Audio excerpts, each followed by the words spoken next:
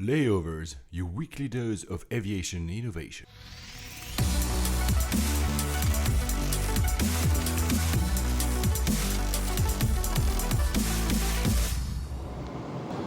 Hello, ladies and gentlemen. Welcome aboard from the flight deck. This is Paul Papadimitriou. Hello, everybody. This is Alex Hunter. We'll be your pilots for this show about the news, the startups, and the technologies defining the modern air travel experience. Our flight time today, 1 hour and 27 minutes, and we expect an on-time arrival. Coming up on this flight, the KLM social media initiatives, the silence at Helsinki Airport, the ticket auctions from Iberia, the preloading of bags by Delta, the good deed of SouthWest, the sale of Aer Lingus, the ANA rebrand, the TSA repeated security failures, and Airbus goes into Silicon Valley. And we would like to apologize to all of you.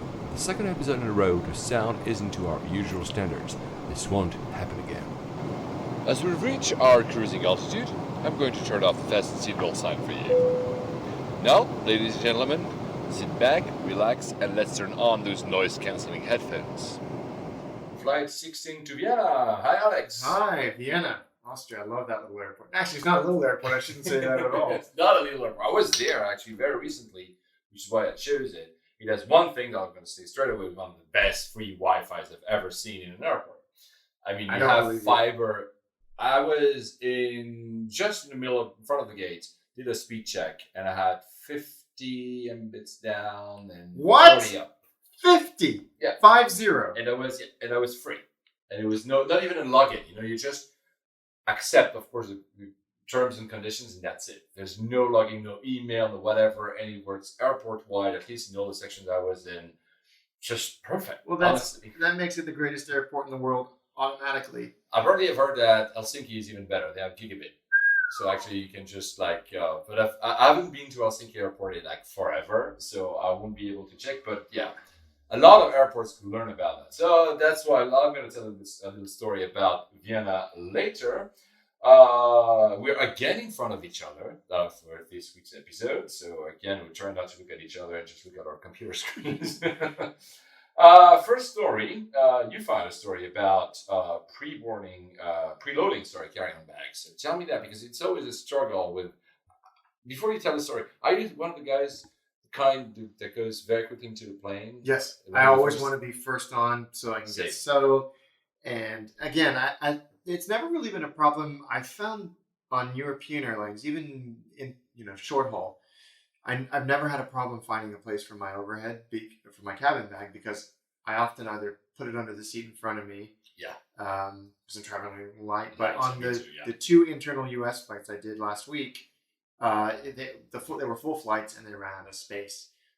But yes, I am always at first on, and I think that the people that are sitting in row 29, but stop and put their bag over row 6. Yes, exactly. That should be punishable by death. That is the most antisocial thing you can do on an airplane these days. Actually, I think Lufthansa, when I flew them premium, so business class Europe, from time to time, actually the crew is there and attentive to that. And they say, no, you're not supposed to put it back here. And they push them back. But it's true that since I try to always sit in an emergency exit, then means that I cannot put my carry-on on the seat in front of me. I also try to be always the first, because I want to have my carry-on just above me and not on the other side of the aircraft. I always remember that I was doing a Valencia Gatwick with EasyJet, and I had been very first. I didn't have any speedy boarding, which is a fast boarding for EasyJet. But I was still one of the first, and we also have long legs, so I can actually walk very fast towards the plane when it needs me. And I remember that the flight attendant, understandably, because the flight was trying to move my carry-on elsewhere, and I told her, no. Look, I'm sorry, but you move anyone else's bags, not mine. I'm very pricky. But it comes with the. So you tell us a story about the U.S., because in the U.S. it's much more acute as a problem. Yeah, I think I was amazed and pleased for Delta that the flights that I took were so full. But I am amazed the amount of bags that they allow people to bring on as carry-on, and the size as well. I was really worried, because I bought a new carry-on in the U.S. And I was worried, even though it had a little label that said approved. I had a backpack as well. I thought, oh no, they're gonna get me. People brought like their whole house. Their whole house. Yeah, I was like, okay, well, clearly this isn't. That drives me crazy. And of course, it's the airlines have made this problem for themselves because they are charging for checked bags and all that. But or losing the bags. Or losing bags, yeah, which is ironic because this story is about Delta, who are very, very good at that, losing bags.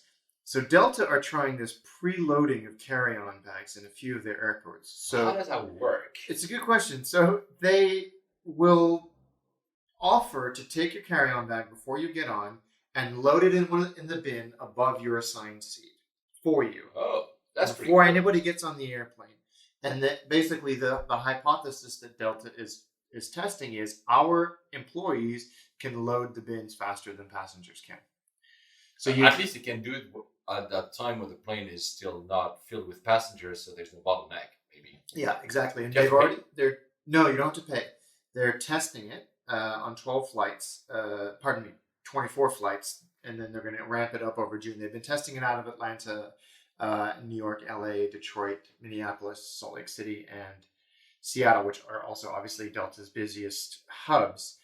It will be, now this is interesting, it will be primarily on flights that are destinations for vacationers, for holiday makers, because they assume business people know how to do this. They get it done. So on the the New York DC shuttle. Yeah, that's usually probably not an issue. Yeah. But like to Florida and to the Bahamas and places like that, where you're maybe dealing with less experienced travelers who might have more, flotsam and jetsam around them than. Yeah, there's this tendency. I don't know. I mean, you've been a flyer for a long time, as I am, and I've seen this kind of increase in the size of all kind of luggage. Not only carry-ons, but also sometimes when I see people checking them at the counter, I'm like, what is it you're carrying? Like bodies? Or, I mean, it's really impressive. And of course, I'm not talking about people taking long haul flights for 3 months, but sometimes it really feels like people want the entire dressing room. Yeah. Anyway, so I think it's a good idea. I do too. I'd be interested to see how it works. I think it's actually. I mean, I don't know about what you feel, but something about me makes me uneasy a little bit. I don't think I'd want to not have, because they don't have my passport, my laptop. Basically, I'm bringing that bag with me on the plane because I don't want to lose it, and having it out of my sight. I would say, I mean, I don't know about you. Usually the way I travel is I have a carry-on with wheels.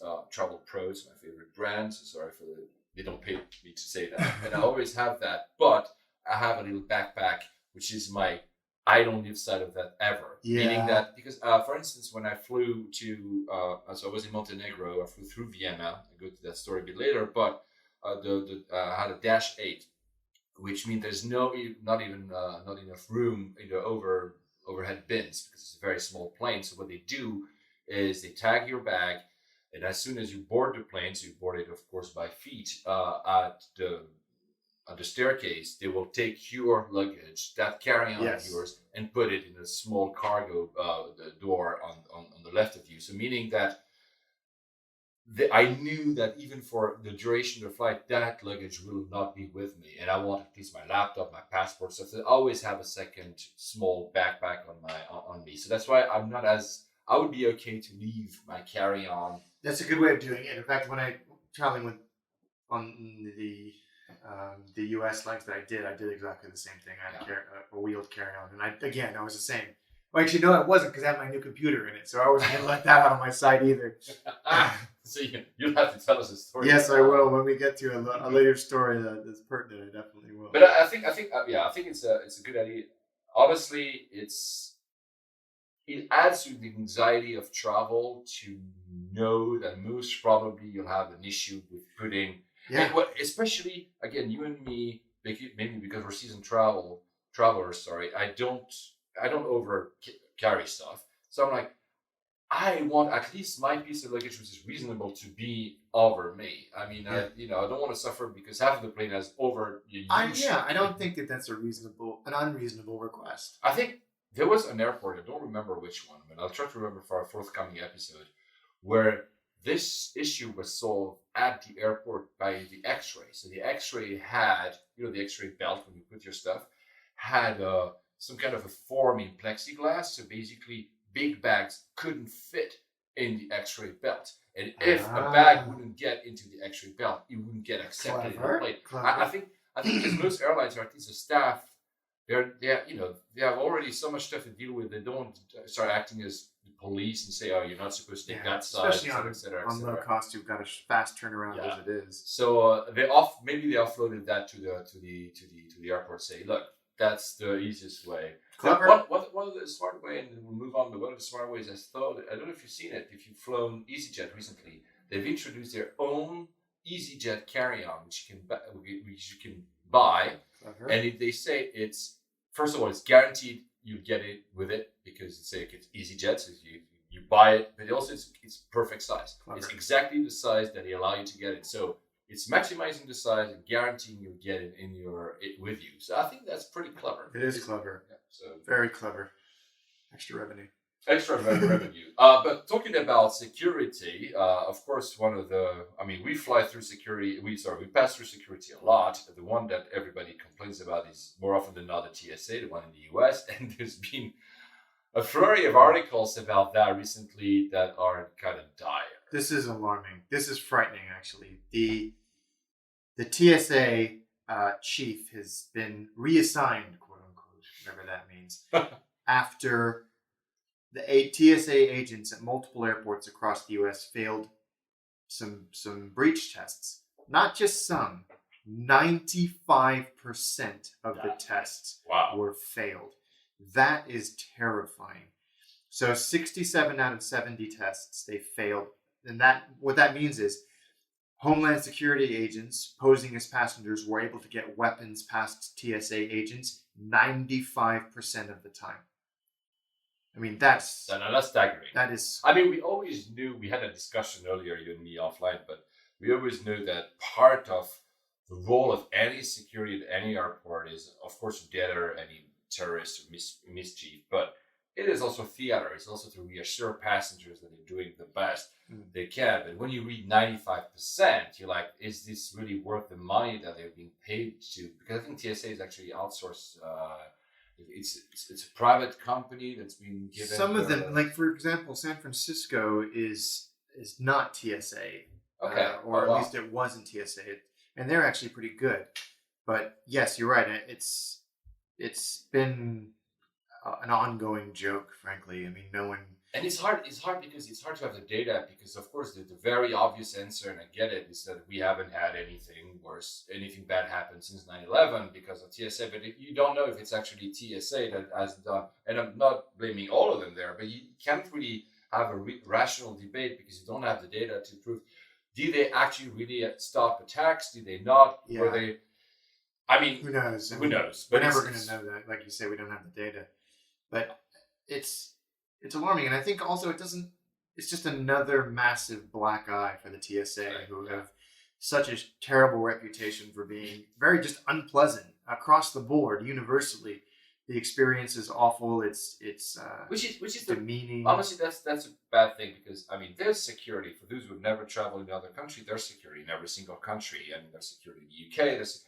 And most of the time, people are very courteous or at least nice. Sometimes some are more rougher than others. That's fine. But TSA really has few exceptions. Few airports are better than others. But TSA really is it's demeaning. I think that's the right word. And that's not very. No, it's always long queues. Everybody is really curt and unpleasant. I mean, again, generalization. I had a very hilarious lady in Atlanta who was so nice and again in Florida when I was trying to get my computer through, they were all really, really nice. They were doing exactly the same steps in the security process, but I didn't notice because we were having a fun conversation while we were doing it. And I was like, oh, wait, look, I'm through security. It doesn't have to be terrible. And yet somehow they managed to make it so awful almost. And also apparently compromise our safety if they're. I mean, they've been testing it for 13 years, right? They always test it.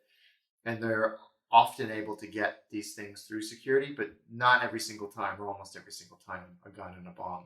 Yeah, there was even journalists that tried to sneak like fake weapons to see if they would be caught. And of course not. They went through it. So. And there was the guy that discovered that if you had a weapon on your hip and the way that you stood in those new particle ray scanners that sort of sweep around you, that it doesn't see it. Wow. Yeah. Well, I mean, it's. I think there's more and more criticism. I mean, the criticism from the public has always been there, but I think at some point something will give, and probably either the TSA will have its mandate revised or something will happen. There's no way we can just go on like this. You cannot ignore it. You can't ignore it, exactly. To a good story, bit feel-good story of the week, because, of course, when we talk about airlines, people think about the horror stories usually, because that's the one you usually read in the papers. But I found that story very nice. It's SouthWest, again in the US. So there's a passenger. She was on board. I think she's a she. She was on board, and the plane was about to take off, and the ground staff learned that her son had just fallen into a coma after an accident, and the pilot decided to go back to the gate to allow her to be offloaded to in order to see her son. And SouthWest went even further, because knowing where the son was, they automatically book her a flight from that airport to her destination point in order to be as fast as possible meeting her son. I think that's really great customer service. It's even more than customer service. It's a great gesture. I mean, that's why I'm one of the many reasons I'm such a fan of SouthWest. Just having the presence of mind to do something like that, and knowing that this poor lady would be so upset, and feeling rather helpless if you're so far away from your child. Yeah, I think amazing story. Yeah, and it really, I think, no one complained. I know it's a low-cost airline, so they have to fly fast. They have to have the turnaround time very fast. But they went back to the gate. Everybody was. I think it's a great story. It should, of course, apparently the good part of it. That's what the article at least says, that the son is getting better and is recovering. But I love to hear these kind of stories, because it shows that airlines, especially low-cost ones, are not only robots just fly from point A to point B, but actually are humans that care about situations like these, which might not happen every day, but are very dire to us. It's great news. Yeah, and what a great story. Yeah, I absolutely adore the story. So see, even the US, because US, people bash them, there are great stories like that. But no, moving to another continent, which is a story that did a little bit around. I think, again, Kanai sent me the link, posted me on my Facebook wall a few days ago. It's a kind of, we talked about India already in a few episodes ago, another episode, but this one was kind of hammering the point of the problems they're having with pilots here. And the title, I'm just going to tell the title of the article, and that tells you a lot. You can get a pilot license in India after just 35 minutes in air. How do you read that? I don't even understand how that's possible. 35 minutes in the air and you get a license to fly people around. It just doesn't make any sense. No. And they're cheating, because the very beginning of the article, it says that the license that you get at 35 says that you've been flying for 360 hours. It's not enough. It's not that the law says 35 is enough. It's actually cheating, because there's some underhandedness going on here. I think it goes back to the point we had said, remember, about having not enough pilots. Yeah. So, but this is not clearly not a way to resolve it. Is it a loophole, or is it just straight fabrication? From what I'm reading here, again, we don't have probably all the facts. It seems to be something that is not unique. It seems to be something that is going on. We know that there's a huge problem about India. I don't think we had covered that story. Don't know if you remember. You must have read about it, Alex, when two pilots started fighting each other in the cockpit. It had to be removed from the plane. There's been stories. So I think the quality of what happens in the flight deck in India has been concerning for quite a while already. But when you read this, you have more concerns. I don't think it's something totally new to us. No, sadly, so. We've definitely reported on a few issues with kind of cockpit management, as it were, in India. But for all intents and purposes, in this instance, you could have someone flying your airplane that has 35 minutes of experience. But in the same article, it says that it's something. There's a retired pilot that says overlogging hours has always been something going on in the airline industry in India, because it's, again, the civil aviation body says they will investigate, obviously, But I mean, if it's something that is the entire airline is doing, it's just overlogging of like is an official practice within Air India, say. I mean, how can you have to, I don't know how they will be able to solve it. It has to be a change of culture more than just but checks. there's a big difference, I think, between adding 10 hours per month and qualifying someone to fly passengers with minutes worth of experience. I mean, I don't know about you, but it makes me not want to step on an Indian registered airplane ever. Yeah. Which is a shame because they have a couple of good airlines. Yeah, and we don't know how extensive this is. I don't know if maybe this is more towards domestic pilots. You have a very big domestic market, obviously. Maybe, just out of ranking within a company, a pilot that has been around for a while he or she will be the one given the international routes. It's often the case, but you don't get directly to the you started. So probably I would be more concerned flying domestic in India, which I've done, by the way. So I haven't crashed. I don't know if the pilot had only 35 hours log on his license, but it's still concerning. Not that it's something new, and we know that we've been talking about Southeast Asia. They have similar problems with pilot trainings, and we know there's a lack of pilot. But something again here we'll have to give because it's not okay at all. No, I'd be interested to see what happens with this story if they actually do anything. But to remedy that, I'm joking here, but still in India, the Air India that is done specifically on an airport, they will start having yoga classes for the pilots and the crew. I don't know if that doesn't replace 35 hours flying, but apparently it's part now of the training module. It's not just offering like something as an extra, something extra as a HR gift. It's apparently part of the training module of training as a crew or pilot. You'll have yoga lessons. Well, why not? I mean, I don't do yoga myself, so I'm not a good person to judge. Apparently, the country's prime minister is a very big fan of yoga, which obviously is very big in India. The way I just said that is very broad, but apparently that's the reason why they're going into that. So why not? I mean, I think it's fine. It's a fun thing. I don't know if it actually will change anything for the pilots and the crew themselves. Maybe they'll be more relaxed. I don't know. But I mean, I just found this story kind of rather nice. Yeah, it's rather nice.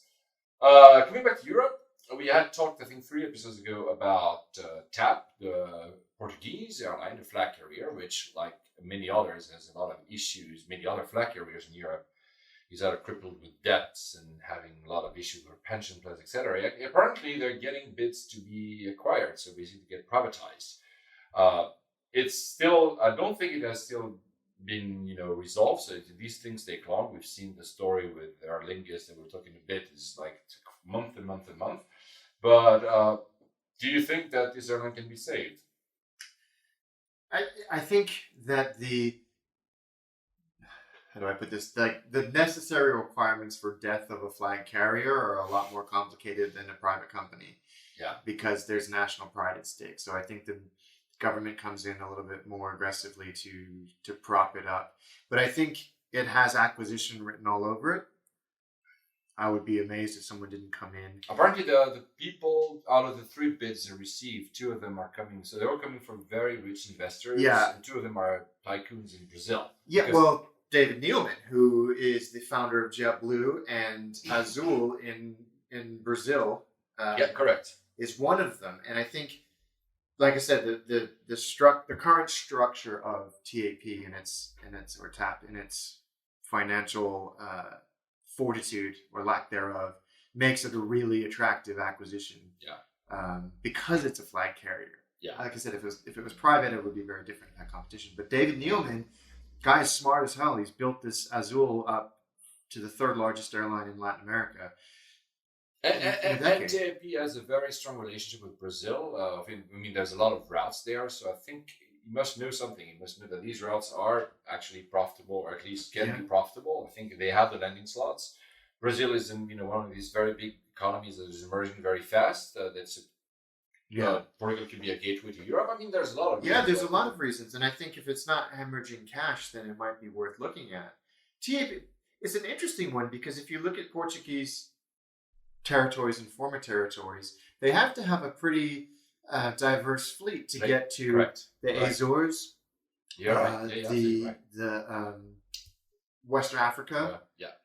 So a lot of like Angola is a former Portuguese territory. Correct. Macau, former Portuguese territory. So the Portuguese Empire was spread far and wide in the good old days, and so I think you need a broad fleet, which is expensive. So they have, I think, around 80 airplanes, 2,500 weekly flights, and a lot of those go to, like you say, to Brazil. So, and David Neilman, I think, would be a really good.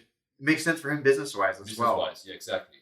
Feeder network into his Brazilian airline. So, but it'd be nice. I don't want to be. It's something that I think I was messaging you. So when I flew from 2 weeks ago when I flew from Prague to Milan. I took Czech Airlines, and I was waiting in the airport in Prague for my flight, and I was like, okay, what is this airline? I haven't taken them in a while, 3 years.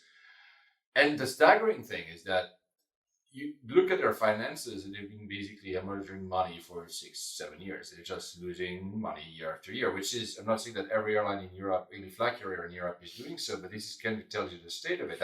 The only reason they've been saved is because a South Korean body, which basically is the owner of Korean Air, has bought a stake of it. But that's exactly similar, same story. If no one else steps in, these airlines are doomed to disappear. Yeah. Doomed to disappear. That was there's no way they can survive this. No, you're right. I think, as you said, I was fascinated to dig up with you. We almost did it in real time from other sides of the planet that CSA was owned by Hanjin, which is which also owns Korean Airlines. But that said, Malev, a Hungarian national airline, no longer. Yeah. Cyprus Airways.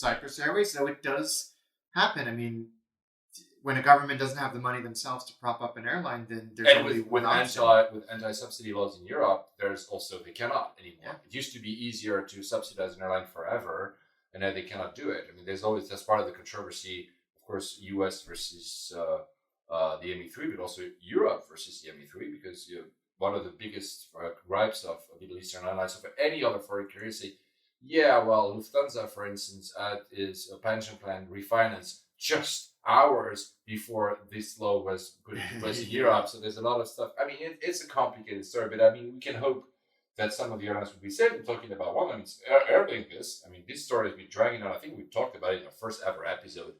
We're not sure it would ever come up, but apparently it seems that VIE will eventually be able to buy. I mean, IAG, mother company of VIE, to buy Aer Lingus. Yeah, they had. So IAG have been pursuing Aer Lingus for years, and they finally had an offer accepted by the Aer Lingus board, but there were two big hurdles in the way. One of them was Ryanair, who owns a substantial part, almost 30%. Yeah, 29.8%, and the Irish government, which has 25%. I thought that the Irish government was going to be the ones that really torpedoed this deal, because there was a lot of unions in play and there was a lot of moving parts. But they have said that they are going to sell their 25% stake to IAG. The board of, like I said, the board of Aer Lingus have also recommended the one that's like £1 billion. Yeah. So the only people left to agree to this are Ryanair, and Willie Walsh, who is the chairman, or at least the CEO of IAG, has come out and said that he does not expect them to cause too much of a problem, and that he expects Michael O'Leary to fall into line. Although he didn't say that exactly like that. Like that. Because, I mean, I think the writing's on the wall. This deal will get done. They're going to get the valuation, or they're going to torpedo the deal. So absolutely. Yeah, I agree. So that's great. I mean, it's an interesting. As long as they maintain Aer Lingus as a separate brand. And Aer Lingus is also one of the shareholders at Etihad, actually. Very small stake, but exactly. It adds up to Etihad is putting his little hands in. Actually, similar story. So I said I flew to Montenegro, and so there's no direct flights from the UK to Montenegro. There are some direct flights during the summer because we're a seasonal destination for tourism. So another alternative for me to have flown to Montenegro would have to take Air Serbia, and which actually Etihad I think bought almost 40%. I'm not sure. Air Serbia. So another flag carrier, I'm sure that was having also some financial difficulties. Maybe you can Google it while I'm talking, Alex. But the point is that it's interesting how you associate Etihad with something very luxurious. It's even more luxurious than Emirates, and thus you would kind of say, oh, so if Etihad is buying stakes in these airlines, it means that at some point this kind of luxurious experience, or at least very good experience, will transfer. So I didn't fly Air Serbia, but a lot of the guys at the conference that was in Spark.me in Montenegro told me that was one of the biggest disaster they ever flown. And they said they never had as less legroom in their lives than in Air Serbia. So it shows that, well, maybe the companies like Etihad can be a white knight in terms of maybe not allowing the company not to fail, but it still has a long way to go before they actually become a good product. It's really interesting. So Etihad owned 49% of Air Serbia, which was originally called JET, but they also have the management rights for 5 years, so they can run it. And it looks like they're really trying because they've ordered 10 A320neos. Okay, so maybe that will change. They're going through a fleet modernization. Actually, they have an entirely Western fleet, so it's A319s, A320s, 737-300. So those are going to be pretty old. Yeah. And some ATR 72s, which I know you're a huge fan of. Yeah, Alex knows. I mean, I love any kind of plane. It's the proper planes, so the ATRs and also the Dash 8s are planes that take forever to be on cruising altitude, and the birds seem to be flying faster than you. That's what I always say. I mean, I don't hate these planes, but it's true that in terms of, let's say, comfort, I prefer jet engines than propeller planes. But it makes sense economically to have propeller planes for some routes. I thought you said proper planes. Like, an ATR is not a proper plane. No, well, I do not favor propeller planes. It's true. But actually, I have a story. I can tell you now, actually. I was flying, Austrian, so to go to that conference in Montenegro through Vienna. So, of course, London, Vienna we're lucky to be living in London because more often than not, these routes are always kind of a very premium routes, kind of the flag routes. So that's where we're always lucky to get good planes usually out of Heathrow. But of course, then from Vienna to Podgorica, which is the capital of Montenegro, there was a Dash 8. So we are in takeoff position at Vienna.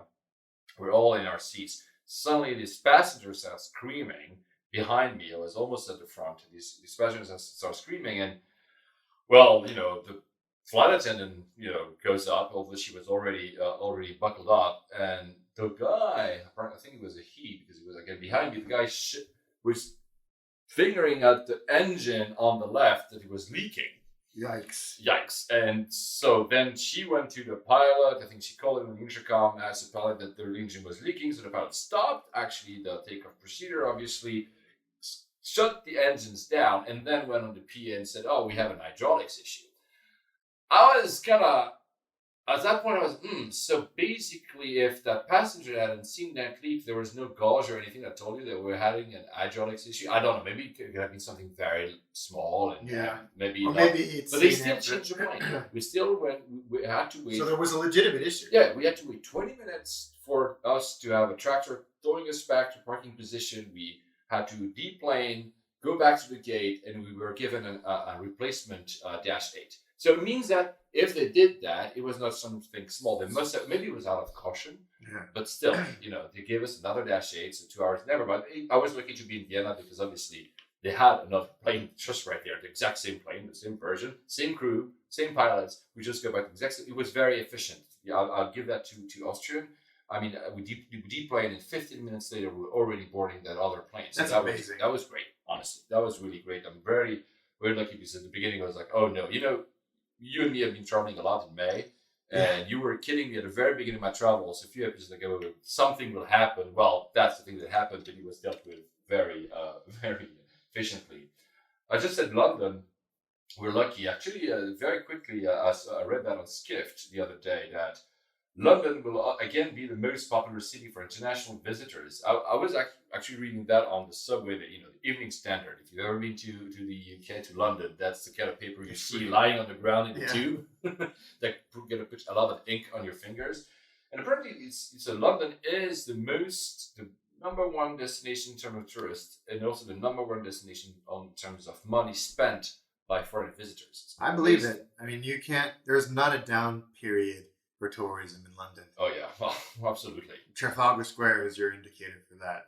And it's great. I'm happy for London. I really am. And the reason I mentioned that is also that's one of the reasons probably we keep having we are lucky to be here in terms of international transport, in terms of the premium rights. Often I think I told you when you fly from Dubai to London with Emirates, it's EK1. It's the flag route. Yeah. So it really shows that London. And so for that, we're lucky. I know for some of our listeners, we tend to talk sometimes a bit more about London because we both live here, but it's a great destination. You should come visit us. Yeah, come hang out. We'll do a layovers live in London. We would love to do that actually. A layovers meetup. Yeah, we should. So in Montenegro, so after the story I told you of me, having that Vienna issue of aircraft, so I landed in Montenegro, arrived at the magnificent venue, the Hotel Splendid, which actually is where Casino Royale was filmed. So really? It was set in Montenegro. The whole casino scene, that was the hotel. So But so I arrive here and I tell this story to my guests, my hosts, and they tell me that, Paul, have you seen that EasyJet story? Have you seen that EasyJet story? And I was like, what EasyJet story are we talking about? And they showed me, and so I want your take. Maybe you tell the story and you explain what it is. Because, oh my God, this made me so angry. Yeah, I know. So a picture went viral. This was actually a legitimate use of the word viral.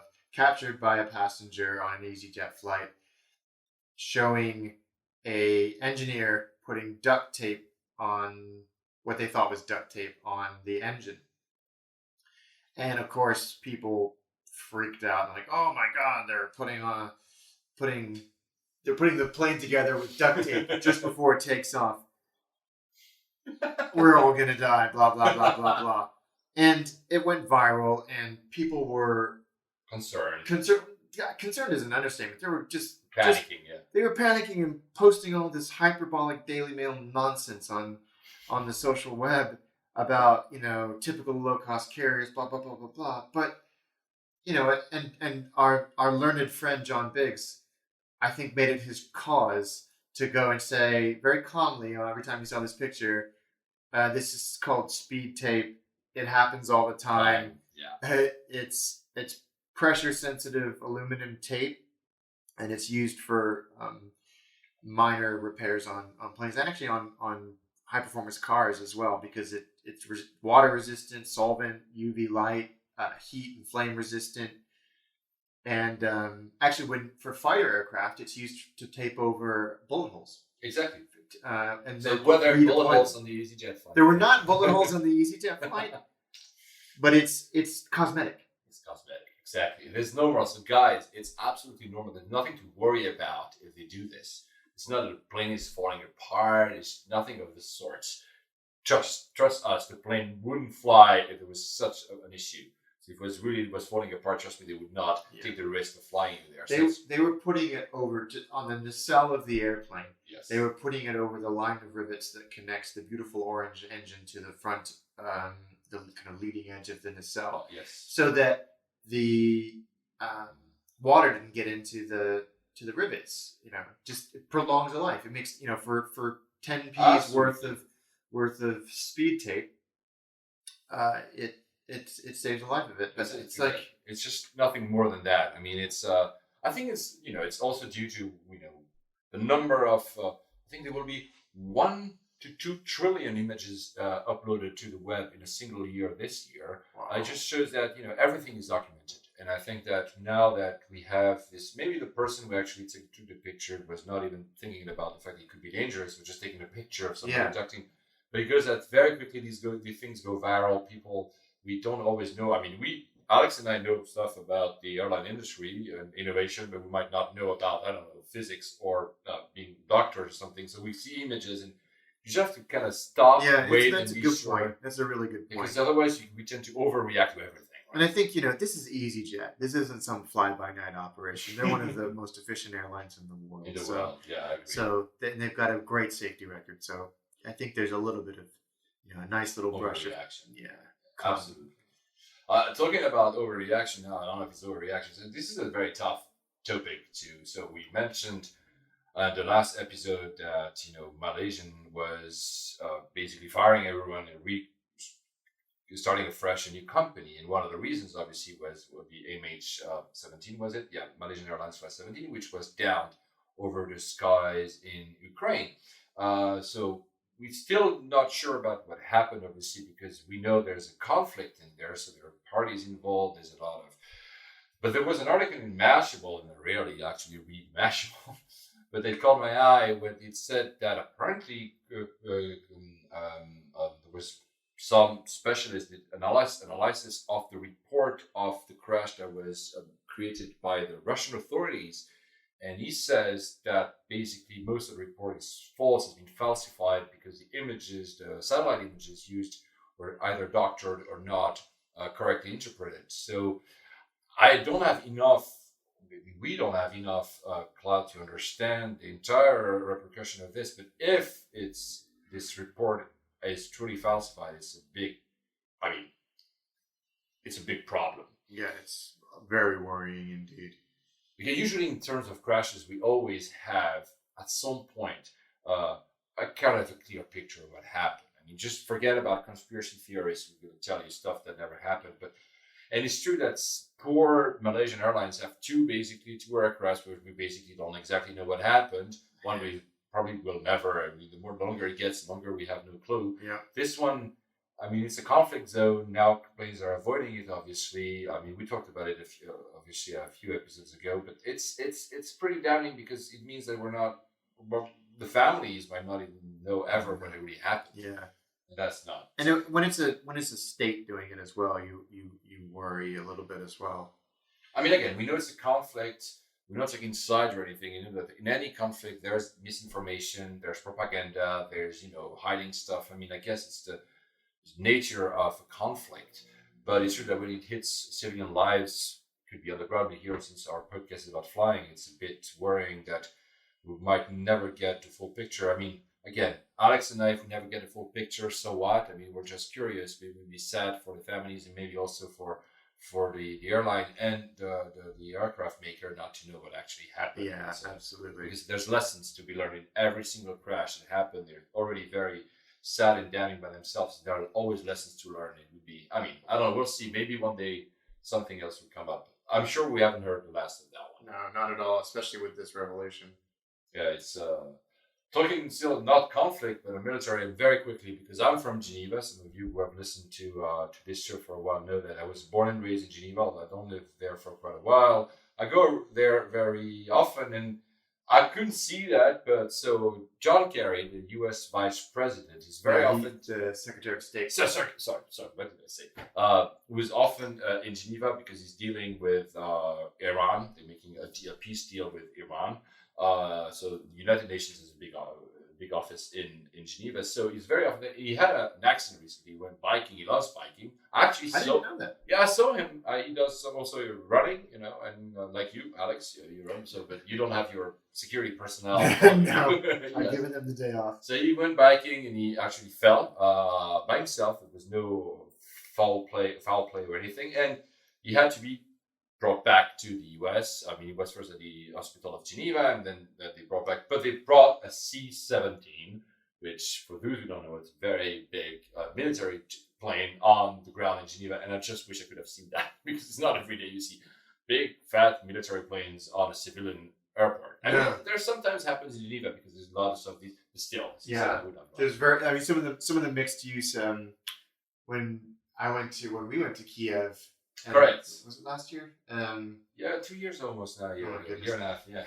You land at Kiev airport, and there's quite a few military airplanes. Phoenix Airport has got the Arizona National Guard with their 707s or whatever they are. But I love. I'll put the link. There's pictures of you see like that big C-17 that you see an EasyJet. Yeah, that's kind of fun to actually imagine that. So of course, then there's a debate if whether or not it was sensible to send a C-17 to bring a John Kerry back. I don't know about that. This is not a debate, but I would have loved to see that once in my life. Maybe they'll bring him back with that same plane. So I'll be in Geneva actually in a few days, so I'll learn about that. To the innovation part of the show, so we talked about KLM when we talked about, of course, Amsterdam Airport. I think it was episode 12. I'm not even sure now.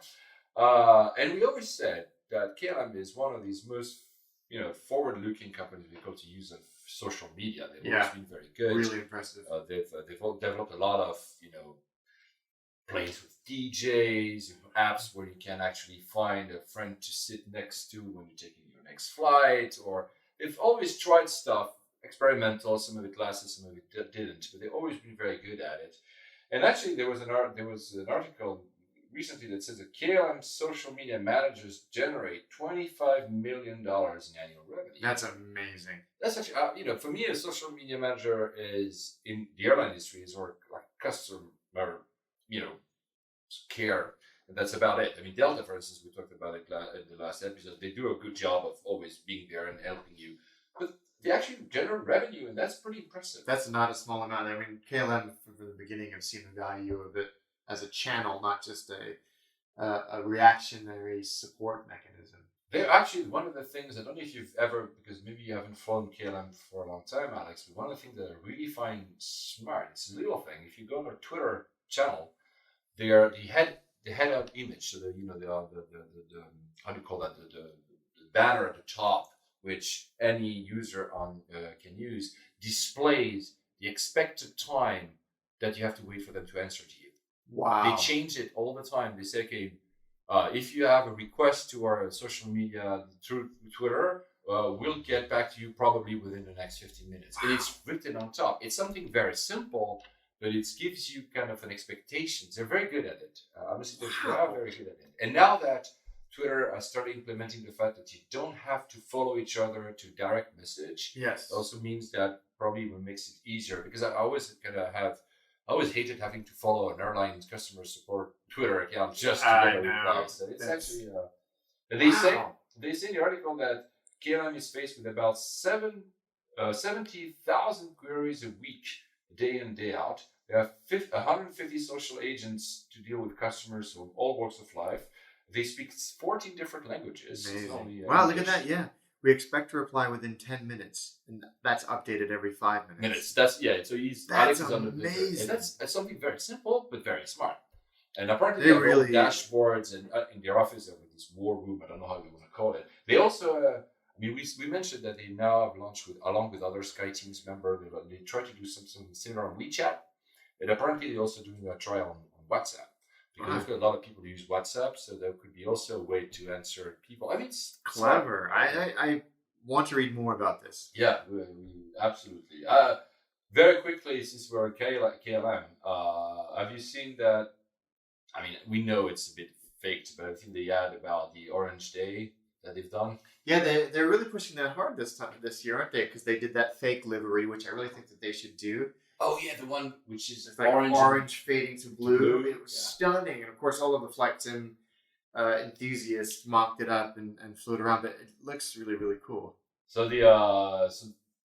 this ad, I'll put the link. Is basically they always do. Obviously, it's a very big day in the Netherlands, the Orange Day. So there's a lot of partying and celebration, etc. So obviously, KLM cannot not do anything that day. So they do this thing where I think they found people, they say in Oslo, Cape Town, Shanghai, Rio, LA, and they basically kind of challenged them to be invited, and then they flew them around the world. Yeah, they went up to them like in the street and said, "This sounds crazy, but do you want to come and do this? Like fly to the Netherlands?" And like they captured they partnered with Heineken, and so people would order a beer, and they would go, "Hey, do you want to come to Holland?" Yeah, and then. I mean, always when I say fake, it's probably not fake, but I always have because I'm too much of a skeptic. I'm like, is it actually real, or is this all played by actors? I think it's real. I think it's real too. I hope it's real. I want it to be real. Yeah, I love this kind of stuff. They're not the only ones who've done that. I mean, there's many other brands, but in terms of airline, they want, and every year they do something like that, and I think it's really fun. I think they've got this figured out, haven't they? I mean, they're not in terms of product, they're not the best airline in the world, but this stuff they're world class. Yeah, it is actually. I think they're always in terms of product, they're improving. I mean, I've never flown them. I guess when I say domestically, is in Europe. I've flown them only transatlantic, and it was always okay. Yeah. But apparently, they have new seats both in economy and in premium. I don't think they have premium economy. They have only world business class, as they call it, or something, which is the business class basically. And but they're doing an effort. They are a flag carrier, so they don't have like the deep pockets of newer airlines, but I think they're doing a pretty good job. Actually. From what I understand, reading some of the airliners' trip reports, which I do regularly because I'm a nerd, their Asian services are particularly good. So Japan, in particular, and I think Thailand, a lot of the reports are glowing in all cabins. Yes, it's. I mean, I haven't flown them now for almost 2 years. It's time for me to fly them again. I mean, SkyTeam used to be my alliance of choice, and I switched to Star Alliance. Sorry, guys, or thank you for to Star Alliance, but because it makes more sense from where I live. Although OneWorld would be the one that makes sense from the UK, but VIE, I love you guys. You're too expensive. So yeah, I mean, KLM does a great job. I think it's one of the reasons that you could actually decide to fly them. Not only get price is always one of the most important factors, but knowing that it will take care of you in terms of customer support that we mentioned, and also the fun things they do on top of it, including that ad for Orange Day, it's pretty cool. I mean, it's cool. They kind of makes it a cool brand to like. And I think it's the oldest airline in existence. Right? Yes. So yeah, for our oldest airline doing that kind of stuff is pretty cool. Talking about, I mean, do you upgrade yourself a lot, Alex? I do, and I find this story totally fascinating and depressing. So first of all, you told me that story. You upgraded yourself recently, right? I did. So I feel so torn about this because I'm so loyal to Virgin Atlantic, even though we all, they're not in an alliance. They never upgrade me. The product is getting pretty tired, but I needed to sleep on a long flight, 8.5 hours. And I used my miles to upgrade from economy to upper class, which is their business class product. And, it was a pain in the butt to do. And actually, it was pretty expensive because I had to switch my fare from a non-upgradable economy fare bucket to an M class, which is the lowest upgradable fare. The flight was empty. There were 86 people on the flight. Wow. So empty, and it was an A330. I resented paying about 300 quid. Wow. And honestly, and it pains me to say this, I don't think it was worth 300 quid. I know people were paying 3,500 pounds for those seats, but I don't think it was worth the 300 quid I paid to upgrade. And I've been a gold card holder on Virgin for 7 years, and they've never upgraded me once. To be honest, I think when I was platinum with SkyTeam, Air France, KLM, and others, I think they've never. So platinum is the highest. There's another above it, which is kind of things impossible to get, for a life platinum or something. I think if you renew platinum for 10 years in a row, you get platinum for life. Wow. Well, but they never upgraded me either. There are not that many airlines upgrade you out of courtesy or this is why I started loving, and I know I bore some people with that, started loving Emirates at some point, is that not only I built my miles kind of quickly, which is obvious because with Emirates, by definition, you're flying long haul, but also they were very nice about the whole upgrading thing. I never had to pay for an upgrade. They will say, it's very simple. That what you just mentioned, you had to upgrade your fare to be upgradable first. I mean, this is most of the regular folks that never fly or don't understand the airline industry, don't care about the airline industry the way we do. They don't get it. I mean, buying a ticket, it should be how much miles or how much cash should I get to get over it. Very simple. Not like,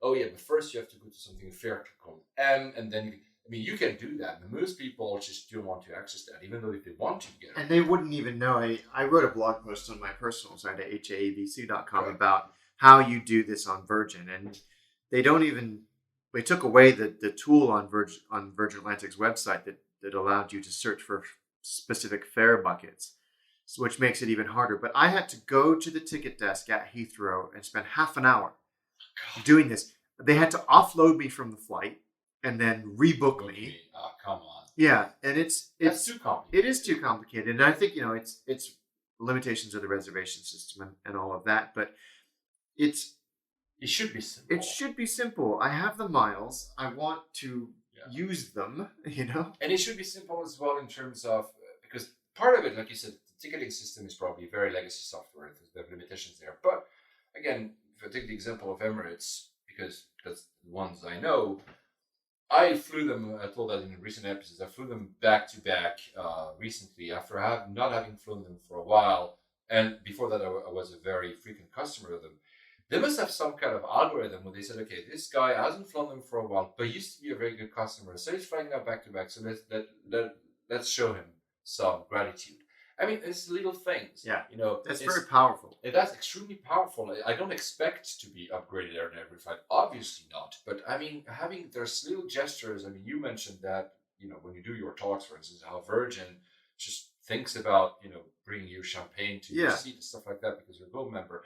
But when you see, for me, it's especially frustrating when I get into an aircraft and I see it's empty and they don't do any effort for anything. Like, give me the front row because there's more legroom. Yeah. Give me a next seat row because there's more legroom. And they have the data. All the airlines have the data that identify you as having status or at least being a frequent customer. Or even, even sometimes say, oh, listen, you just have to get and say, listen, you have that many miles, our plane, so they know our plane is empty, maybe the premium is empty. Okay, instead of, I don't know how many miles you have to say, okay, last minute, 10,000 miles, 5,000 miles get upgraded. Like, okay, we have the passenger we have about to go. You know what? I would even say, and I think you agree with me because we changed on that offline, I would even agree sometimes, I don't care about the food, the amenities of business class. On a transatlantic, on a long haul, give me a seat.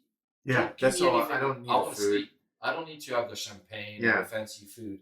But if it's empty anyway, it won't change that much that you give me that seat instead of give me, and I'm along. That's it. These are the long, and I'm not being here privileged to say, please give it to me every single time. But I think there are flights where it makes sense. You just mentioned 84 passengers. Come on. I know, it's ridiculous. And what spurred this little venting session, which has been very therapeutic, is this article that has got the best and worst airlines for reward seat availability, and it's a ranking done by a company called Switchfly, who are a SaaS provider of customer loyalty programs and infrastructure, so perfect for this type of thing. And they have this reward seat availability survey where they basically looked at the availability of reward seats per flight per airline and then ranked the airlines.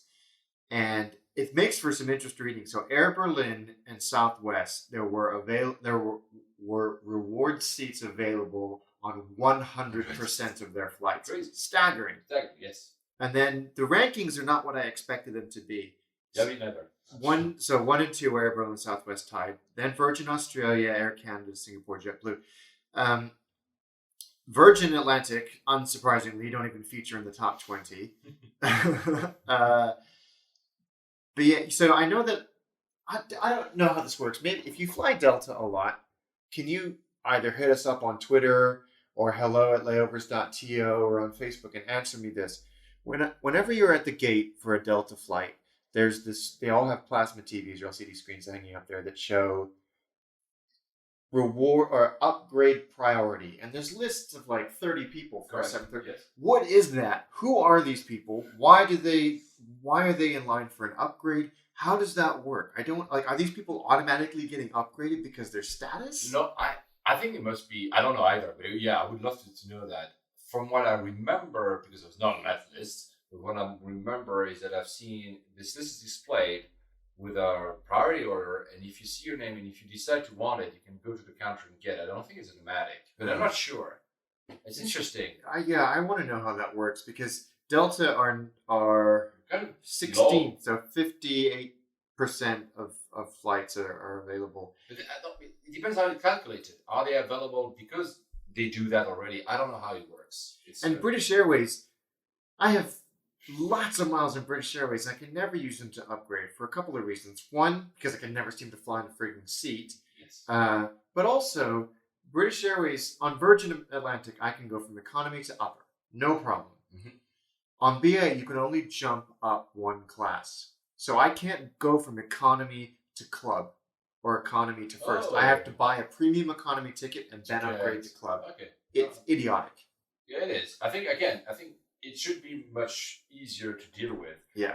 I like, so Singapore is number 4, was it, on that list with 90% of availability. The reality is that I don't know because I haven't flown them for a very long time, but they are very well known for not upgrading you. They want you to pay. Yeah, and we should make the differentiation. In premium economy they will, but I know that in business they are well known to be. You want to be in business, you pay for business. Yes, and I think it's important for us to differentiate between availability for paid or miles upgrades, which is what this is referring to, and the propensity to upgrade out of the kindness of their heart. Absolutely. And I want to know, I mean, there would all be anecdotal, I think, because there wouldn't be any data on this, the airlines that are most likely to upgrade status passengers just because they're status passengers. Because I am in the market for a new airline of choice. So, well, we said in the previous episode that if Emirates actually opens London to the US route, I mean, more and more I would start to fly that. What kills me about Emirates is they don't have not an alliance, and they don't have a European codeshare partner. They have EasyJet. Do they? Yeah, I mean, I've never tried that. I know they have a partnership with EasyJet. I don't know if you can earn miles on EasyJet or you only can spend Skyward miles on EasyJet, but there's a way, which is also very surprising because on one side you have this very big Middle Eastern airline, and on the other side you have Orange, very fun, low-cost European airline. So it's I think they have. I don't know if it's still in effect. It was. I remember seeing the emails back then. It said, okay, you can now. We have a partnership for co-sharing in miles. I don't know how it works, but I mean, interesting. It's interesting. Related to that, I read a quick article about the load factors because it shows that load factors it's number of people in a plane on every flight. So basically, this is how airlines the more people, of course, they have, the more people, the more profitable they are because those can lose money. There's like you just said, 84 people in a single plane. I'm not sure that's how profitable is that one. But it's in the article, and I put the link. I was in the show notes. Is interesting statistic that shows that the load factor has been become better and better and better for most airlines. So we're reaching numbers. They mentioned a number, I think, in the article that in the 60s and the 70s we were like at 60-something%, which means 40% of plane was empty, and now we are more into the 80 to 85%. Which means that it's not only an impression that planes are full all the time. They actually are more and more full all the time. And you have the breakdown, from Air Canada, which is now 83.4, Lufthansa 80%, Air France KLM 84.7. So it's actually pretty interesting. And one quote that I liked, I'm not going to quote it, but part of it is like they acknowledge what we just said with Alex here, that the legacy software doesn't allow them to be as dynamic as they wish they could be, because obviously the article is about overbooking, and overbooking is that they overbook people. We know that there's a tendency to overbook, but it's because they have to kind of compensate for the lack of flexibility of their system. Yes. If they had a better system in terms of ticketing and planning, because they're not based on that legacy software, they'd be able to actually increase even more these load factors, whilst not having this this seat is being booked twice. So that's the interesting bit. They will get there at some point, but it's a long process to upgrade all those systems.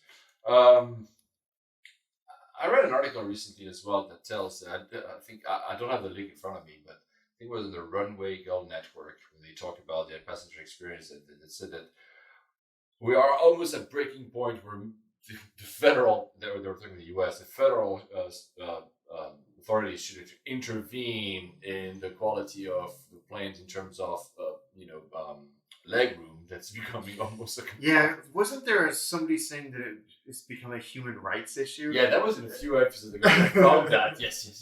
Yeah, because there was this comedy, I think that's in DC, Washington, they were talking about that. But I mean, it's interesting to see how the fact that we have the internet, obviously, this is how we're even able to record this, put it as this, as TripAdvisors and all these other sites. So basically, now, before going on a vacation or even a business trip, you go on booking.com, TripAdvisor, and you take a look, say, okay, this is a good room, or this is not a good hotel for that reason. And you see a lot of user-generated comments. Yeah. And the same thing is happening more and more for airlines. Yeah, you have Seat Guru and places like that. That you learn more about your experience. I mean, of course, people like me and Alex are a bit more at the forefront, but doesn't mean we're better because we are a bit obsessed with that. Yeah. But these tools have become democratized, and there's an expectancy that they will be like the trip advisors for planes. More and more people will say, I mean, you have Skytrax and others, but that will have to influence as well how the airlines are reacting to passengers. Yeah. Because, if an airline keeps being bashed, maybe Ryanair doesn't care. Not sure, actually, I'm kidding, because they actually start to care. But at some point, that will also change the dynamic. And this is an article in The Economist that said the same thing. They said that not only that, but that probably at some point, the big ones, the Expedias and TripAdvisor, will start including reviews from airline in their sites. And that will change. It doesn't surprise me. It doesn't surprise me. I mean, there's that. Oh, what is the name of that site? We've talked about them on the show before, which is like it tells you the amenities that Google Flights have. The data. Route Happy. That's it. Yeah. And I think that's a big step towards exactly that what you're talking about, where you would have user reviews on actual flight numbers. Exactly, on actual legs. I'm saying, okay, this route, because already Google tells you, oh, this route might have a 30-minute delay on average, stuff like that. But soon you'll have, but this 0.7 out of 5 stars because everybody's complaining. That's maybe, I don't know, maybe it's going to influence the video industry. I don't know. Yeah, it'll be very interesting to see that. I think airlines should be afraid of it. Yeah, a little bit. Yeah, a little bit afraid of it. There's an article from The Economist about that, and I'll put the link on the show notes. But because Alex, also being an American, has kind of pushed me around sometimes, because I used to be very critical about US airports. If you heard me in previous episodes, but I kind of changed my stance. We talked about Terminal 4 at JFK, that is much better. And this article at LAX, on Skift, about LAX, it says that United is actually spending, how much was that? More than $500 million to refresh basically everything of its facilities at LAX. Well, I mean, we bashed, or I bashed LAX pretty hard, because you've never been there, right? No, I've never been there. So I think it was back in episode 12. I went to task on LAX for just not being a very good airport, and it's not. So hearing this is rather encouraging. Yeah. And it's not the first. I mean, I don't remember which episode we said that American was also upgrading Delta was upgrading its lounges, and some American was investing a load in its physical product. Yeah, so there is some movement. Yeah, right? There is. We're having some movements there. What did you found about UA? You found the A380. Rumor, like we talked about. Yes. The Sky, what was the company? United Airlines was going to look at some of the Skymark. The Japanese one that were never bought. Yeah. So again, that's investment. It's a lot of investment. Whether or not it's true is a different matter. No, yeah. I mean, there is a sign that, we know that the U.S., when I say American Airlines, I try not to say that word. I know, the airlines. It's easy to do. U.S. airlines have a lot of cash. They've been very profitable, the 4 big, in the past few years. So it's nice to see that they're making investments like this, which is making the passenger experience, also aircraft. But this LAX have more than $500 million just by United. It's pretty impressive, actually. Yeah, I mean, God knows that airport needs the investment in terms of passenger experience. So great news. Yeah, and I think JetBlue had done the Terminal 5 at JFK, right? That's right, yeah. Also something that is, so let's say I'm not revising entirely my position, but it's getting much better. And again, not all airports, by the way, in Europe are fantastic. So it's not as if I'm saying that Europeans are better, but it's getting much better, and I think I appreciate that, and people will appreciate it as well. Very quickly, we mentioned we try not to talk about a lot of the stuff that is outside of passenger experience, but I found the video very fascinating. It's just GE as a video of a 3D printed jet engine, and I found that pretty fascinating, actually. They do such good work, GE, with their explanatory videos and infographics and all types of just experimental stuff that's just really, really well done, well explained. And it could change as well. I mean, we encourage you, because I think Alex is right. It's very well done for someone like me who doesn't truly understand everything about jet engines. Alex is much better than me for that. No, I don't know about that. I just think it's really interesting. But it's really because it could change a lot of the industry. Because if you have an issue on a plane, like again I mentioned my flight to Vienna, I'm blocked. Imagine that wouldn't have happened in Vienna, where there was another plane just right there. but that would have happened in a small airport where you have to wait. You could imagine you could print out a piece and just replace it on the spot instead of having back to a facility where they have to do maintenance. There are some changes that could happen on the long term. I'm not seeing too more into the industry. So that's actually pretty interesting. I'll put the link, obviously, on the show. Talking about switching continent, we keep switching continents. So branding is obviously one of the things we both like. You can see that we talk a lot about these airlines also through the angle of branding, because branding for us is really represent the entire kind of image. It's not only the logo, because a lot of people don't understand branding and just think branding is the logo and the colors and stuff. Branding is really this kind of concept. What is that airline for you? And talking about that, I think ANA is a pretty cool brand, but apparently there's a rumor they're going to change it. Yeah, not even a rumor. They've said that they're going to do. I think this is insane. Branding is my thing. I love it, and Paul's explanation of it was spot on there. But their CEO has come out and said that they're considering rebranding to raise the company's profile in international markets, because it's obviously universally known in Japan, but they've struggled to develop the ANA brand globally, and it has become a priority because now 40+% of their passengers are now non-Japanese. And the CEO said this: if you search for ANA in the U.S., if you Google it, it comes up with the American Nurses Association. That's not brand awareness. That's just shitty SEO. Yeah, you can bleep that if you want. But here's what bothers me. They're saying, "Oh, no one knows what ANA means." The product is excellent. They're a part of an alliance, but this wasn't a problem for SAS, TWA, KLM. It's not a question of brand. It's just pure on the ground marketing. The brand is pretty well. It's pretty. We told about the big push to bring with Star Wars, for instance. This huge 5-year program with ANA and Star Wars are working together because, indeed, ANA wants to heighten its profile on international markets because, like you justly said, it's very well known in Japan. I used to fly them when I was living there.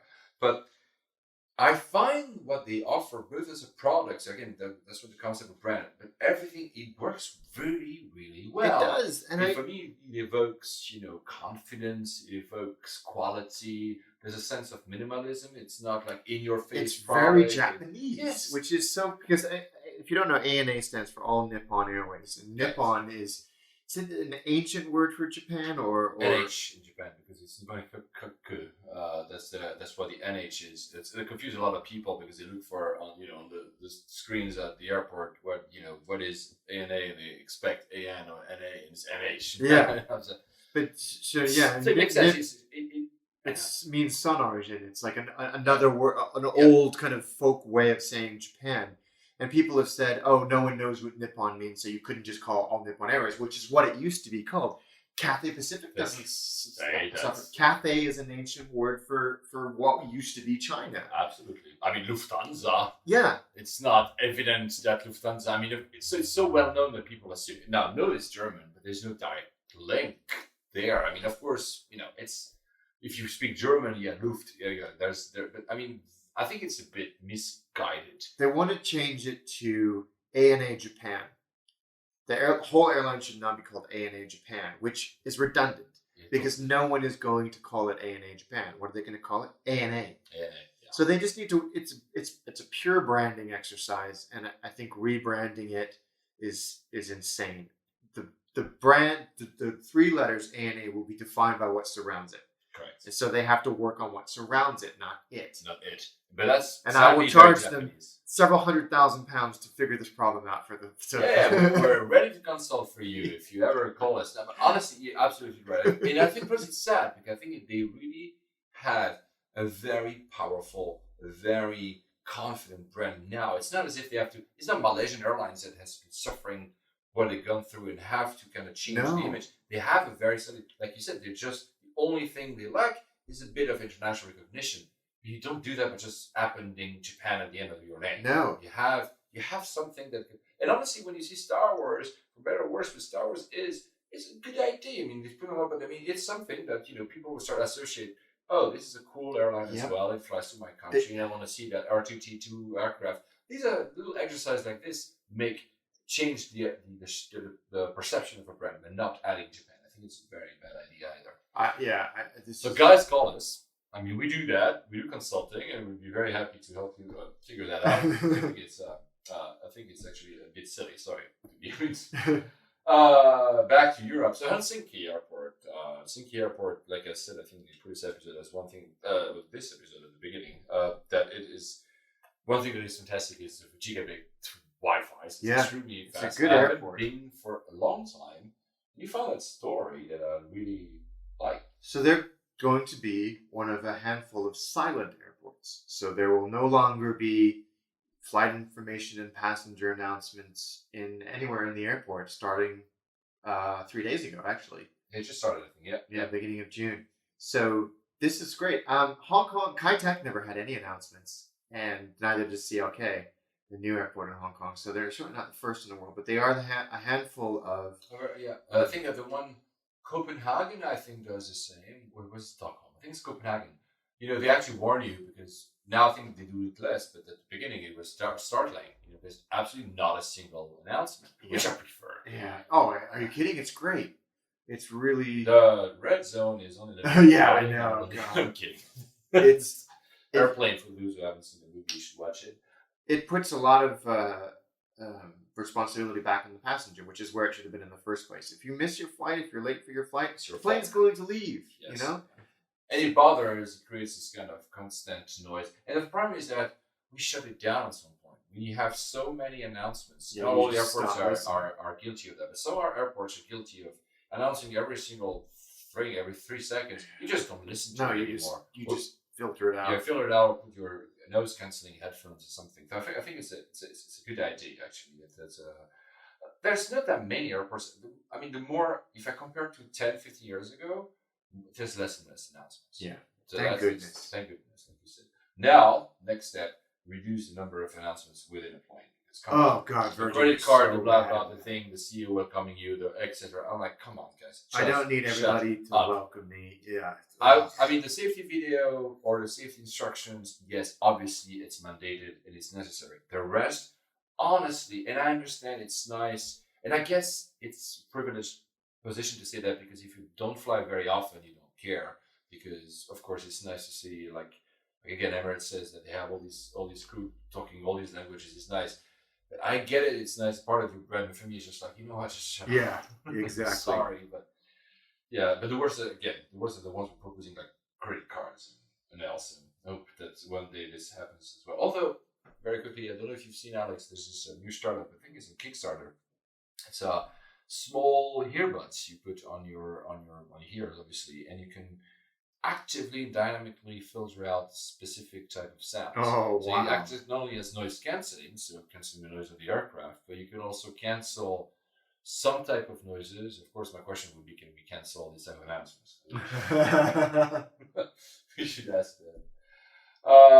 Yes, Iberia. I haven't flown Iberia. I don't think I've ever flown them. I've flown them 20 years ago to Costa Rica. I think I've flown them 1 or twice since, but I'm not sure that often. Actually, we hear more about Vueling than Iberia these days. Yes, we do. But just very quickly, they've done something which is a last-minute auction for their tickets, and it seems to be working extremely well. Again, we're not probably, Alex and me are not the people who do auctions. We plan a little bit differently our flights, though we have trackers on many different routes to know. Alex wants to go to Tokyo, so he keeps tracking that on Adioso, and we talked about Sky Picker, the previous episode. There's many ways to track, but so you go to the website, and you have very, very cheap destinations. Was mostly where a European, there's New York, and you could actually start New York at 15 euros. It's an auction. Yeah, so you never know where you're going to. I mean, you could stop, but you don't have to. But apparently, it's been extremely successful. They say that in the first 24 hours there was more than 100,000 users, 300,000 page views, and every ticket auction was sold in 24 hours. So it means that's successful. Yeah. Miami starting bids 50 euros. New York starting bids 50 euros. I mean, there was not bad at all. Not bad at all.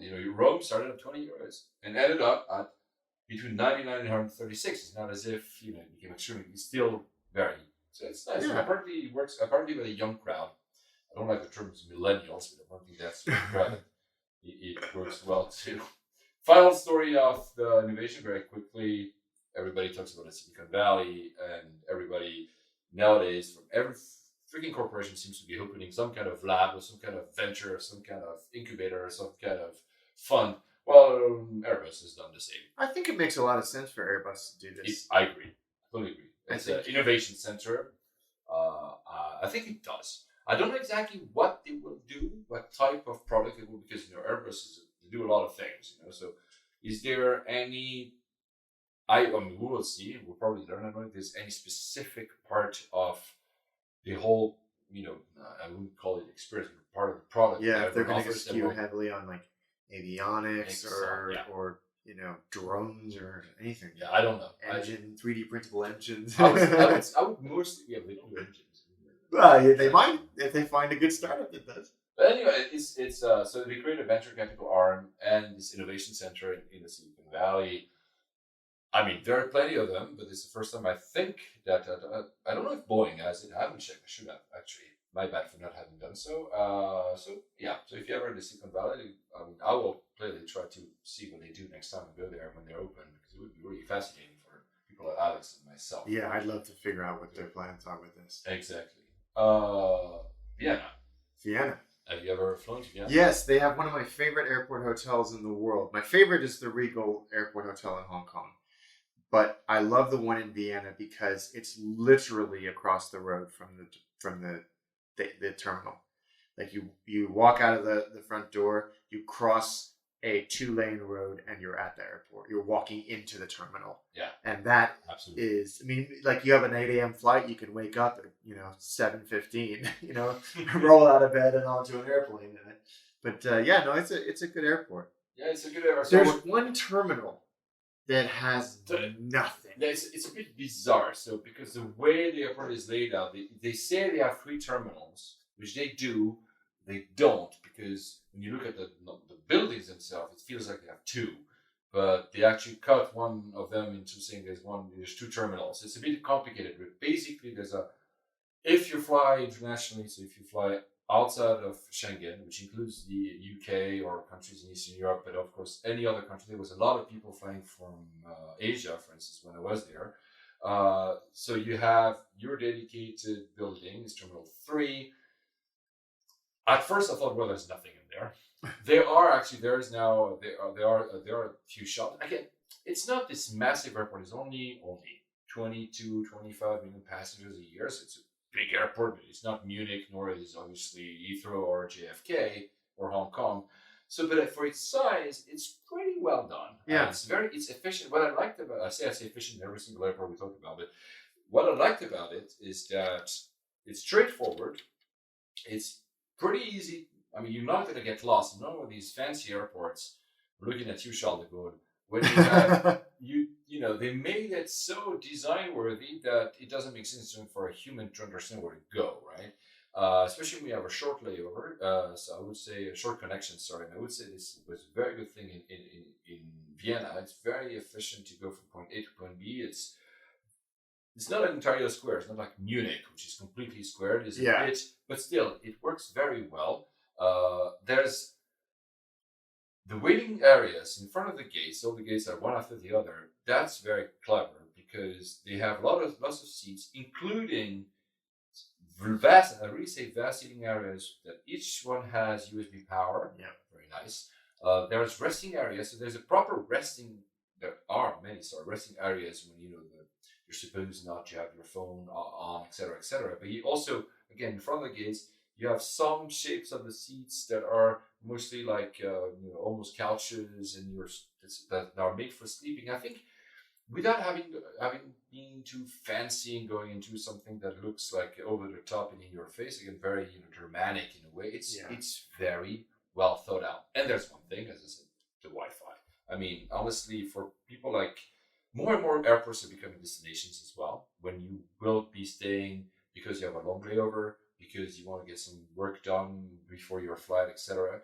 I think having fiber broadband, free Wi-Fi without having to log in, input, or sign up, it's really fantastic. It is, and another little tidbit for Vienna Airport, which endears it to people like me and probably you, is that on their website, when you're looking at the list of places to eat and drink, it says like the name, where it is, and if it has a view of the apron or not. Yeah, exactly. Which I love. Yeah. It's like, yeah, this is a burger joint that also has a view of the planes. The way the airport is done is pretty cool because I was in Terminal 3, so I couldn't be vouching absolutely for the other two, but the way it's laid out is there's a lot of glass. Yeah. And all the glass actually looks, most of it you see the aircraft. So that's really cool in general. Because there are airports like Heathrow, Terminal 2, Terminal 5, there's a lot of glass, but the view is blocked. And you don't see unless you're really at the gate. Yeah, Terminal 3, there's nothing. Terminal 3, there's nothing. Yeah. Absolutely. It's actually very dark. Yeah, I'm not a lot of light getting to that one. I'm only affectionate because for Terminal 3 because I fly out of there so much, but it's not a good terminal. But so really for that, and also it's a very... the nice thing also about Vienna Airport is when you land or take off, there's 2 runways, and of course there's a few pathways, but if you're lucky, go sit on the right side of the aircraft, and you basically see the entire Vienna. Oh, wow. On port landing. So if you have a nice weather, like I had, it was no clouds, it was sunny, I really saw the entire city. It's a very nice city, very cute city. If you ever have a chance to visit, you should. So it's a really cool view to see, actually. Yeah, it's nice. So I really appreciate that. I didn't have my camera because my camera is still in New York because I forgot it in the Uber car, and I hope it comes back to me one day. So I couldn't take a picture of it, but it's really, really nice. Also very convenient to go to the city. I've done it a few times. There's a subway, so again, it's not a huge city, but it's convenient. It's a beautiful city. Yeah, it is a beautiful city. I know I'm missing something that I wanted to say. Oh yeah, I don't know if it's true or not, so don't believe my words. This is gonna be good. Yes, it's gonna be shady maybe.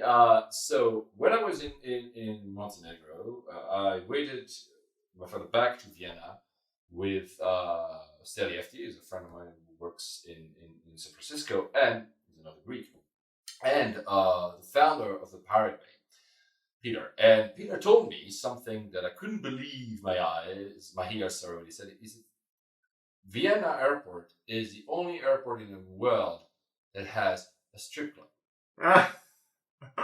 So I didn't have time to check that out, but guys, it told me that I would, plus I'm not sure I really want to go to a strip club anyway, and in an airport more so, but I would have been curious to see if there's really something like that. So if anyone knows if it's the truth or not, please hit us up. If anyone from Vienna knows or just can tell us, confirm or deny that this exists, I would like to know, because it looks a bit out of worldly to have a strip club in an airport. Yeah, I know that. Yeah, I'm interested to hear if that's true or not. Well, anything else you wanted to add about the airport?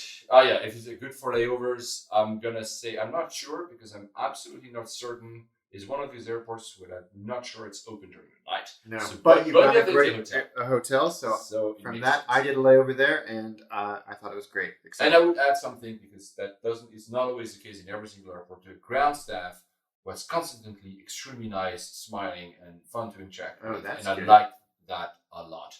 So this is something that is very nice that not all airports do well. So the ground were young, smiling, and that's always really cool. So congratulations, Vienna, on your hiring procedures. On that, Alex, I'll see you next week. See you next week. Happy flying. On behalf of Layovers and the entire crew, we would like to thank you for joining us on this podcast today. And we're looking forward to seeing you on board again next week. Flight attendants, please prepare for landing.